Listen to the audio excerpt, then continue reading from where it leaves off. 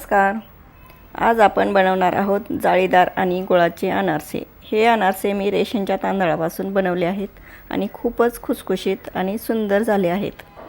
तर अधिक मास स्पेशलमध्ये आज आपण गुळाचे अनारसे कसे बनवायचे ते पाहणार आहोत आणि अधिक मासाविषयी थोडीशी माहिती. तर दर 3 वर्षांनी एक अतिरिक्त महिना येतो, त्याला आपण अधिक मास किंवा पुरुषोत्तम मास असे म्हणतात. अधिक मासात काही ठिकाणी 33 अनारसे बनवून नैवेद्य दाखवण्याची परंपरा आहे. हे 33 कोटी देवतांचे प्रतीक मानले जाते. गूळ आणि तांदळापासून बनवलेले अनारसे हे खूप सात्विक, शुद्ध आणि पारंपरिक पक्वान्न मानले जाते. घरातील सुख, समृद्धी आणि मंगल वातावरणासाठी हे नैवेद्य म्हणून अर्पण केले जातात. तर चला आपण कसं बनवायचे हे गुळाचे जाळीदार आणि खुसखुशीत अनारसे ते आज पाहणार आहोत. हे छान असं पीठ कसं बनवायचं, तांदूळ कोणता घ्यायचा, किती दिवस भिजवायचा आणि परत कसा काढून कसे हे पीठ मी तयार केलेले आहे, संपूर्ण डिटेल व्हिडिओ मी बनवलेला आहे. तरी सर्वांना विनंती, व्हिडिओ शेवटपर्यंत नक्की पहा. आवडल्यास लाईक, शेअर आणि चॅनलला आणखी सबस्क्राईब केलं नसेल तर नक्की करून घ्या. आणि छोट्या छोट्या ज्या टिप्स दिलेल्या आहेत त्यासुद्धा नक्की फॉलो करा, म्हणजे तुमचे अनारसे तेलामध्ये हसणार किंवा फसणार नाहीत. चला तर कसे बनवलेले आहेत हे गुळाचे अनारसे मी दाखवते तुम्हाला.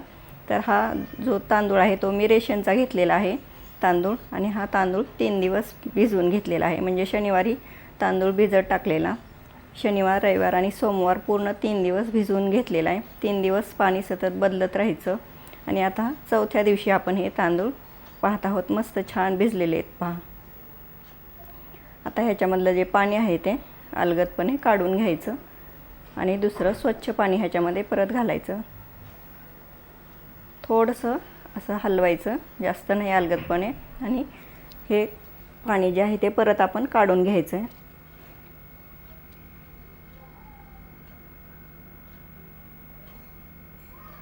चौथ्या दिवशी आपण हे पाणी काढतो आहे. 3 दिवस पण मी पाणी बदललेलं आहे. पाणी जर ठेवलं तर तांदळाचा खूप घाण असा वास येतो, म्हणून 3 दिवससुद्धा पाणी बदलत राहायचं.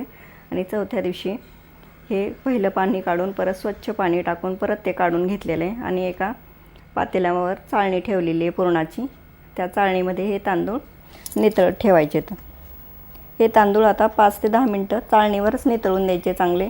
पाणी पूर्ण नितळून गेल्यानंतर स्वच्छ कपड्यावर हवेला फॅनच्या हवेला सुकून घ्यायचे. तर उन्हामध्ये हे तांदूळ अजिबात सुकवायचे नाहीत. आणि सध्या आता ऊन असल्यामुळे 15 मिनटात हे तांदूळ अगदी चांगले कोरडे होतात. जास्त पण सुकवायचे नाहीत. पूर्ण कोरडे झाले तर गोळा आपला होणार नाही आणि अनारसे तेलात विरघळण्याची शक्यता असते, म्हणून थोडंसं दमटपणा तांदळामध्ये राहून द्यायचा आहे. 15 मिनटं आता मी फॅनच्या हवेला सुकवत ठेवलेले आहेत. तर आता आपण तोपर्यंत तांदूळ सुकेपर्यंत गूळ आहे तो किसून घ्यायचा आहे. तुम्हाला साखरेचे जर आवडत असतील तर साखरसुद्धा घालू शकता. साखरेचं प्रमाण पण तेच ठेवायचं. किती गूळ घालायचा मी पुढे तुम्हाला सांगणारच आहे. तोपर्यंत मी आता हे संपूर्ण गूळ आहे तो किसून घेतलेला आहे. बारीक किसून घ्यायचा आहे गूळ, म्हणजे अजिबात खडे वगैरे राहायला नाही पाहिजेत गुळामध्ये. तर आता 15 ते 20 मिनटं पहा मी सुकवून घेतलेले, जास्त पण सुकवलेले नाहीत. फक्त पाणी अजिबात लागत नाही, ओलसरपणा तांदळाचा हाताला, एवढं सुकवून घेतलेले. जास्त सुकवू नका, नाहीतर कोरडं होईल पीठ पूर्ण. तर आता हे थोडं थोडं करून मिक्सरच्या भांड्यामध्ये घालून घ्यायचं आहे आणि बारीक असं दळून घ्यायचं आहे. बारीक दळून घेतल्यानंतर जी आपली बारीक चाळणी असते प्लॅस्टिकची पीठ चाळायची, त्या चाळणीने हे असं चाळून घ्यायचे पूर्ण पीठ. म्हणजे जे मोठे राहील हे कणी ते बाजूला काढायची. पहा किती मस्त छान असं झालं आहे. जास्त सुकवायचे नाही तांदूळ, हे पण लक्षात ठेवा तुम्ही. 15 ते 20 मिनटाच्या वर सुकवायचे नाही तांदूळ, फॅनच्या हवेला सुकवायचे. तर आता ही कणी राहिलेली आणि परत थोडे तांदूळ टाकून आणखी वाटून घ्यायचं. चाळणीने चाळून घ्यायचं. अशा पद्धतीने सर्व तांदूळ बारीक असा वाटून चाळून घ्यायचा आहे. जास्त सुकले नाही त्याच्यामुळे छान झाले बघा पीठ, एकदम मस्त. एकदम बारीक चाळणीने चाळून घ्या. मोठीची जी तारेची चाळणी असते त्याने नाही चाळायचं. ही प्लॅस्टिकची जी असते मैद्याची म्हणतात त्याला चाळणी, त्या चाळणीने चाळायचं हे पीठ. अशा पद्धतीने पूर्ण तांदूळ मी मिक्सरला फिरवून घेतलेला आहे, चाळून घेतलेला आहे. आणि आता हे पीठ जे आहे आपलं तांदळाचं ते परत एकदा आपण मोजून बघणार आहोत. असंही तांदूळ भिजायला टाकताना मी अर्धा किलो तांदूळ भिजायला टाकले होते, त्या प्रमाणातसुद्धा चालतं, पण मी आणखी तुम्हाला पीठ पण मोजून दाखवते. एक पूर्ण हे मोठी वाटी भरून झालेले पीठ. आता ह्याच्याच प्रमाणामध्ये गूळ घालायचा आहे आपल्याला, अर्धा घालायचा गूळ. ह्याच्या अर्ध्याच्या थोडंसं वरती घातलेला आहे मी. अर्धा किलो तांदूळ होता हा, तर 300 ग्रॅम गूळ घातलेला आहे. पहा, गुळाचं प्रमाण परफेक्ट ठेवा. थोडंसं जरी जास्त झालं तरी विरघळायची शक्यता असते अनारसे, म्हणून गुळाचं प्रमाण एकदम परफेक्ट ठेवायचं. तर 500 ग्रॅमला 300 ग्रॅम मी गूळ घातलेला आहे. हा जो गूळ आहे तो आता या पिठामध्ये असा छान चोळून लावून घ्यायचा आहे. मस्त एकजीव करून घ्यायचं आहे हे सर्व हातानेच, कारण तांदळाच्या पिठामध्ये पण थोडासा ओलसरपणा असतो आणि गूळ पण ओलसर असतो. त्याच्यामुळं थोडंसं मळलं ना हातावर धरून असं चांगले असे मुटके होतात बा.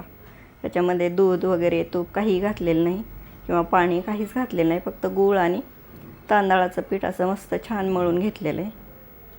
अजिबात पाणी वगैरे घालायचं नाही. सुरुवातीला थोडंसं कोरडं वाटेल तुम्हाला, पण छान हातावर मळून घेतलं की लगेच ओलं होतं आणि असे मस्त गोळे करून ठेवायचे. तर बाकी ती सहज, अगदी सहज गोळा होते. असं हे आपलं परफेक्ट असं अनारशीचं पीठ तयार झालेलं आहे. तर व्यवस्थित सर्व टिप्स लक्षात ठेवून मस्त असे अनारसे परफेक्ट प्रमाणासहित तयार करायचेत आपल्याला. आता हे पीठ आपलं आता तयार झालेलं आहे. हे पीठ आपल्याला 2-4 दिवस छान मुरू द्यायचे, नंतर खूप छान होतात अनारसे. आता सध्या जर तुम्हाला लगेच करणार असाल लगेचसुद्धा होतील, पण मुरल्यानंतर एकदम छान होतात अजून. तर थोडेसे आपण आता सध्या करून पाहू. 4-5 अनारसे मी करून दाखवते तुम्हाला. असे छान असे गोळे छोटे छोटे करून घ्यायचे. तुम्हाला लहान मोठे जसे आवडतील अनारसे तसे. तर कसं वाटले माझी ही पद्धत तुम्हाला नक्की सांगा. तुमची पद्धत पण मला कमेंट करून नक्की सांगा. आणि अशा पद्धतीने तुम्ही अनारसे करायला अजिबात विसरू नका. व्हिडिओ आवडल्यास व्हिडिओला लाईक, शेअर आणि चॅनलला सबस्क्राईब करायला विसरू नका.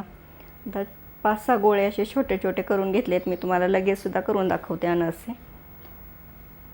पोळपाटावर थोडीशी कसकस घेतलेली आहे, तेल गरम करायला ठेवलेले आणि असं 2 बोटाने हे अनारसे थापून घ्यायचे. तुम्हाला जर कुरकुरीत अनारसे आवडत असतील तर पातळ थापून घ्या. जर तुम्हाला असे खुसखुशीत किंवा गुबगुबीत अनारसा आवडत असेल तर थोडासा जाडसर ठेवायचा. मी मीडियम थापून घेतलेले आहेत. तेल पण जास्त गरम करायचं नाही, मीडियम गॅसवरच हे अनारसे असे मस्त तळून घ्यायचेत. पहा किती छान मस्त जाळी पडायला लागलेली अनारशाला. तर या पद्धतीने तुम्ही अनारसे नक्की करून पहा. व्हिडिओ आवडल्यास व्हिडिओला लाईक आणि शेअर करायला विसरू नका. आणि आता तेल ह्याच्यामध्ये जास्त हे होतं ना, त्याच्यामुळं मी जाळीवर ठेवलेले इथं, किंवा ताटामध्ये एका पोहे घेऊन त्याच्यावर ठेवले तरी चालतात. पहा लगेचसुद्धा मी 5 मिनटंसुद्धा पीठ मुरू दिलं नाही, लगेचच करायला घेतले तरी एवढे छान अनारसे झालेत. तुम्ही हे पीठ 8 दिवस, 10 दिवस किंवा महिना, 2 महिनेसुद्धा राहू शकतं. 8 दिवसाच्या नंतर तुम्ही फ्रीजमध्ये ठेवून ज्यावेळेस आपल्याला खायचे त्यावेळेस असे गरम गरम अनारसे मस्त तळून घ्यायचे. किती छान अनारसे झालेत पहा. धन्यवाद.